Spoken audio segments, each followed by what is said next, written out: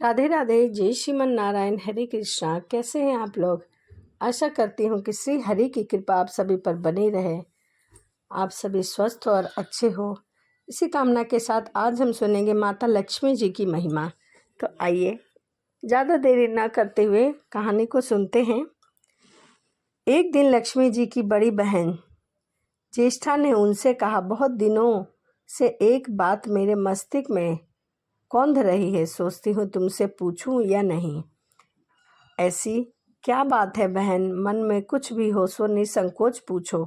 वैसे भी कोई बात मन में नहीं रखनी चाहिए, हमेशा उसे पूछ लेना चाहिए ताकि उसका समाधान हो सके। लक्ष्मी जी ने मुस्कुराकर कहा, मैं अक्सर यही सोचती हूँ कि सुंदरता में हम दोनों बराबर हैं, फिर भी लोग तुम्हारा आदर करते हैं और मैं जहाँ भी जाती हूँ वहाँ मेरा निरादर होता है, उदासी छा जाती है।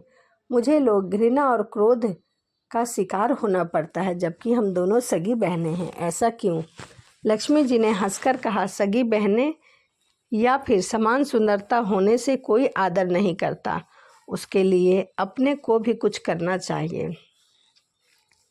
लोग मेरा आदर इसीलिए करते हैं क्योंकि मैं उनके घर पहुंचती हूँ, उन्हें सुख प्रदान करती हूँ, साधन जुटा देती हूँ, संपत्ति और वैभव से आनंदित होकर लोग मेरा उपकार मानते हैं, तभी मेरी पूजा करते हैं। उधर तुम्हारा यह हाल है कि जिसके यहाँ भी तुम जाती हो उसके यहाँ गरीबी, रोग, आपदा सहनी पड़ती है। इसी वजह से लोग तुमसे घृणा करते हैं और कोई भी व्यक्ति तुम्हें अपने घर में नहीं आने देना चाहता, ना ही कोई तुम्हारा आदर करता है।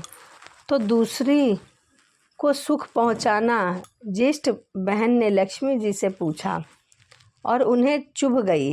लगा कि लक्ष्मी को अपनी महिमा का अभिमान हो गया। उन्होंने तड़प कर कहा, लक्ष्मी तुम मुझसे हर बात में छोटी हो, अवस्था में भी, प्रभाव में भी मुझे उपदेश देने का विचार न करो। अगर तुम्हें अपने वैभव का अहंकार हो तो मेरे पास ही अपना एक प्रभाव है। मैं जब अपने पर आ जाऊं तो तुम्हारे करोड़पति भक्त को भी पल भर में भिखारी बना दूं।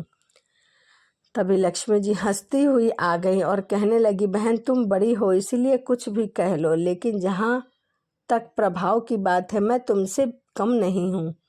जिसको तुम भिखारन बनाओगी उसे मैं दूसरे दिन रंक से फिर राजा बना दूंगी। मेरी महिमा का अभी तुम्हें पता नहीं है और तुम्हें भी मेरी महिमा का पता नहीं है। दोनों बहनें आपस में बहस करने लगी। जिनकी तुम सहायता करोगी उसे मैं दाने दाने के लिए मोहताज कर दूंगी। देखो बहन, दाने दाने के लिए तो तुम उसे मोहताज कर सकती हो, जिससे मैं रूठ जाऊं, जिसके सिर पर मेरा हस्त न हो उसका तुम कुछ बिगाड़ भी सकती हो, परंतु जिसके ऊपर मेरी कृपा दृष्टि हो, जिसके ऊपर मेरा हाथ हो, उसका तुम बाल भी बांका नहीं कर सकती। अगर तुम अपना प्रभाव दिखाने को इतनी ही उतावली हो रही हो तो कल अपना प्रभाव दिखा लेना। उन्होंने कहा कि ठीक है, बोलो कहाँ चले? दूर क्यों जाएं, पास ही अनुराधापुर है, उसमें एक ब्राह्मण रहता है, दीनानाथ। वह रोज मंदिर में पूजा करने जाता है और मेरा पक्का भक्त है। उसी पर हमें अपनी अपनी महिमा दिखानी है।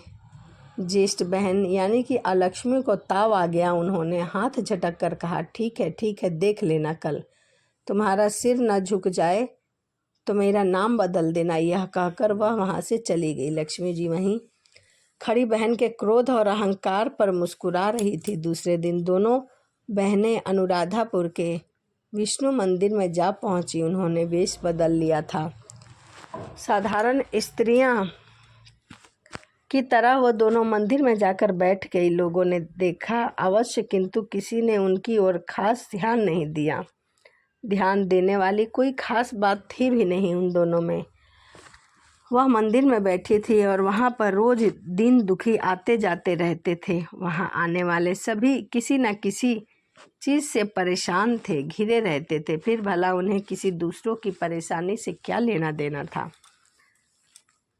थोड़ी देर बाद वहाँ दीनू पंडित आया। दोनों बहनों की नज़रें उस पर जम गई। पूजा करके वह वापस लौटने लगा और लक्ष्मी ने कहा, लक्ष्मी, वह तुम्हारा भक्त आ रहा है, बन पड़े तो कोई सहायता करो। हाँ, करती हूँ। यह कहकर माता लक्ष्मी जी ने एक पोला बांस दीनू के रास्ते में रख दिया जिसमें मोहरे भरी हुई थी।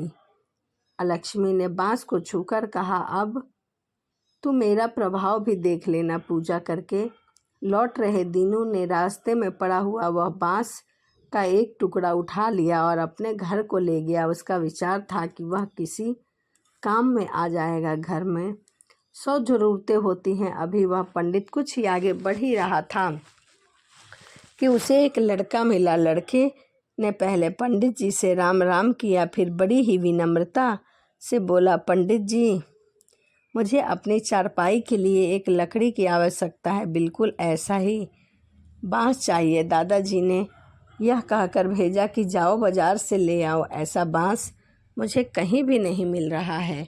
तो पंडित जी, क्या आप यह बांस मुझे दे देंगे? पंडित जी ने कहा, हाँ हाँ। दीनू ने कहा, मैंने मोल नहीं लिया, रास्ते में पड़ा था सो उठा लाया। लो, तुम्हें ज़रूरत है तो तुम ही रख लो, वैसे बाजार में 1 रुपये से कम में नहीं मिलेगा। लड़के ने चवन्नी देते हुए कहा, मगर मेरे पास तो यह चवन्नी ही है। पंडित जी, अभी तो आप इसे ही रखिए, बाकी 12 आने शाम को दे जाऊंगा। पंडित जी खुश थे कि बिना किसी हील हुज्जत के, बिना मेहनत के रुपया कमा लिया। दिन बंधु ने उस लड़के को वह बांस दे दी और चवन्नी अपनी डोलची में रख ली। मंदिर के पास खड़ी दोनों देवियां यह सारी लीला देख रही थी।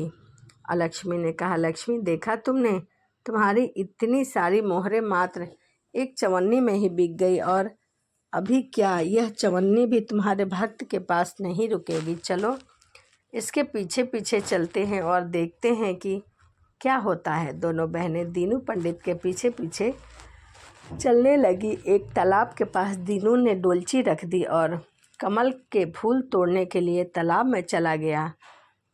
उसी बीच एक चरवाहे का लड़का आया और डोलची में रखी हुई चवन्नी लेकर वो वहाँ से भाग गया। दीनू को पता ही नहीं चला कि फूल तोड़कर वह अपने घर चलने लगा। इतने में वही लड़का आता हुआ दिखाई दिया जिसने चवन्नी देकर उससे बांस लिया था।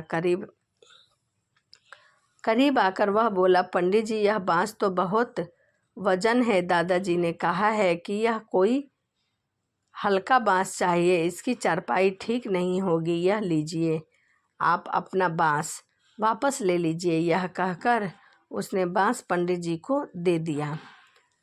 दीनू ने बांस के लिए ले ली, लेकिन चवन्नी तो उसकी डोलची में थे ही नहीं। अब उसने कहा, बेटा, चवन्नी तो कहीं गिर गया, तुम मेरे साथ मेरे घर चलो, वहाँ दूसरी दे दूँगा। उस समय मेरे पास एक भी पैसे नहीं है, तब आप जाइए, मैं शाम को आकर आपके घर से ले लूँगा। यह कहकर वह लड़का वहाँ से अपनी राह को लौट गया। बांस फिर से पंडित जी के पास आ गई और लक्ष्मी जी हौले से मुस्कुराई। उनको इस प्रकार मुस्कुराते देखकर लक्ष्मी मन ही मन जल उठी थी। वह बोली, अभी तो खेल शुरू हुआ है, आगे आगे देखो क्या होता है। देखती चलो कि मैं इसे कैसे तिगनी का नाच नचाती हूँ। दीनू बेचारा इन सब बातों से बेखबर, अनजान, अपने ही धुन में आगे चला जा रहा था। उसे क्या पता था कि वह शतरंज का मोहरा है। वह तो धूप छाँव की भांति दोनों बहनों का प्रभाव सहता हुआ चुपचाप आगे चलता जा रहा था। और वह एक गांव का उसे एक अहीर मिल गया। उसने दीनू को चवन्नी वापस करते हुए बताया, पंडित जी, मेरा लड़का आपकी डोलची से यह चवन्नी उठाकर लाया था। वह बड़ा ही शैतान है। मैं आपकी वही चवन्नी लौटाने आया हूँ। हो सके तो मैं उस शैतान को माफ़ कर दीजिएगा। दीनू ने आशीर्वाद देकर चवन्नी ले ली और प्रसन्न मन से उस लड़के को पुकारने लगा जो शाम को उसके घर चवन्नी लेने आने वाला था। लड़का आवाज़ सुनकर लौटा। अपनी चवन्नी वापस पाकर वह बहुत प्रसन्न हुआ। दीनू पंडित निश्चय मन से घर की ओर बढ़ने लगे। उसके हाथ में एक हाथ में डोलची और दूसरे हाथ में वही 5 हाथ का लंबा बांस था। राह चलते दीनू पंडित सोच रहा था कि बांस तो काफ़ी वजनी है, वजन है तो मजबूत भी होगा क्योंकि ठोस है। इससे दरवाजे की छप्पर में लगा दूंगा, कई साल से के लिए बल्ली से छुटकारा मिल जाएगा। अलक्ष्मी को उसके विचार पर क्रोध आया। लक्ष्मी जी के प्रभाव से दीनू को लाभ होता देख वह मन ही मन बुरी तरह जलती जा रही थी। जब उन्होंने देखा कि पंडित का घर करीब आ गया तो उन्होंने कोई उपाय न पाकर उन्होंने दीनू को मार डालने का विचार किया। उन्होंने कहा, लक्ष्मी, धन संपत्ति तो मैं छीन ही लेती, अब तुम्हारे भक्त के प्राण भी ले लूँगी। देखो वह किस तरह तड़प तड़प कर वहीं मर जाएगा। और तुरंत सांप बनकर दीनू की ओर दौड़ पड़ी। लक्ष्मी जी को तनिक भी घबराहट नहीं हुई, वह उसी तरह खड़ी मुस्कुराती रही। सहसा दीनू चौंक पड़ा। एक भयानक सांप फन उठाए उसकी ओर झपट रहा था। प्राण तो सभी को प्रिय होते हैं, उपाय रहते कोई अपने को संकट में नहीं डाल सकता। दीनू ने पगंडी वाले रास्ता छोड़ दिया और एक ओर भागने लगा, लेकिन सांप बनी अलक्ष्मी उसे भले कहाँ छोड़ने वाली थी। वह तो उस गरीब के प्राणों की प्यासी थी और उसके प्राणों को हरना चाहती थी। अब भी दीनू के आगे पीछे दाएं बाएं बराबर दौड़ती रही। दीनू घबरा गया। उसने हाथ जोड़कर कहा, नाग देवता, मैंने आपका कभी कुछ नहीं बिगाड़ा है, शांति से अपनी राह लौट जाओ। आखिर क्यों मुझ गरीब को मारना चाहती हो? क्यों मेरे पीछे पड़ी हो? व्यर्थ में किसी ब्राह्मण को सताना अच्छी बात नहीं है। लेकिन वह नाग तो नहीं थी, अलक्ष्मी का रूप था जो दीनू को किसी भी तरह डसना चाहती थी। प्रार्थना कर कुछ भी ध्यान न देकर वह सांप को एक बारंगी फुसफुसाता हुआ झपट पड़ा। तब दीनू ने देख लिया कि बिना संघर्ष किए अब जान बचेगी नहीं, तो उसने प्राण रक्षा के लिए भरपूर जोर लगाकर वही बांस के ऊपर दे मारा। धरती से टकराते ही बांस के 2 टुकड़े हो गए और उसके भीतर से भरी हुई मोहरें खनखनाकर बिखर गई, जैसे लक्ष्मी हंस रही हो। दीनू के मुंह से हैरातपूर्ण चीख सी निकली। अरे! थोड़ी देर के लिए वह ठगा सा खड़ा आंख फाड़े उन मोहरों को देख रहा था। एक पल के लिए तो वह सांप को भूल ही गया था कि सांप भी मुझे डस सकता है। फिर जैसे उसे झटका सा लगा, सांप का ध्यान आते ही उसने उसकी ओर गर्दन घुमाई तो देखा कि बांस की चोट से सांप की कमर टूट गई है और वह लहलुहान अवस्था में झाड़ियों में भागा जा रहा है। दूसरे ही क्षण वह मोहरे पर लौट गया और कहने लगा, तेरी जय हो लक्ष्मी माता की जय हो। जीवन भर का दरिद्र आज दूर हो गया, तेरी महिमा कौन जान सकता है। चलो अब घर में बैठकर तुम्हारी पूजा आरती करूँगा। और फिर जल्दी जल्दी उसने सारी मोहरें अपने अंगोछे में बांध लिया और लंबे लंबे कदमों से अपने घर की ओर चल दिया। पीछे एक पेड़ की छाया में खड़ी माता लक्ष्मी अपनी ज्येष्ठ बहन अलक्ष्मी से मुस्कुराकर पूछ रही थी, कहो बहन, सच बताना, बड़प्पन की थाह मिली अभी नहीं? बड़प्पन किसी को कुछ देने से नहीं है, उससे छीनने से भी नहीं है। अलक्ष्मी ने कोई उत्तर नहीं दिया, वह चुपचाप उदास खड़ी रही। लक्ष्मी जी ने उनका हाथ पकड़कर कहा, फिर भी हम दोनों बहनें हैं, जहाँ रहेंगी साथ रहेंगे, आओ चलो। तब अलक्ष्मी भी खुश हो गई। तो चलिए इसी के साथ वीडियो को समाप्त करते हैं। और यह कहानी थी माता लक्ष्मी और अलक्ष्मी की, दोनों बहनें थीं, परंतु एक सुख का कारण बनी और दूसरी दुख का कारण बनी। तो चलिए इसी के साथ वीडियो को समाप्त करते हैं। यदि वीडियो अच्छी लगी हो तो चैनल को सब्सक्राइब और लाइक करना ना भूलें। राधे राधे। जय श्रीमन नारायण। हरे कृष्णा।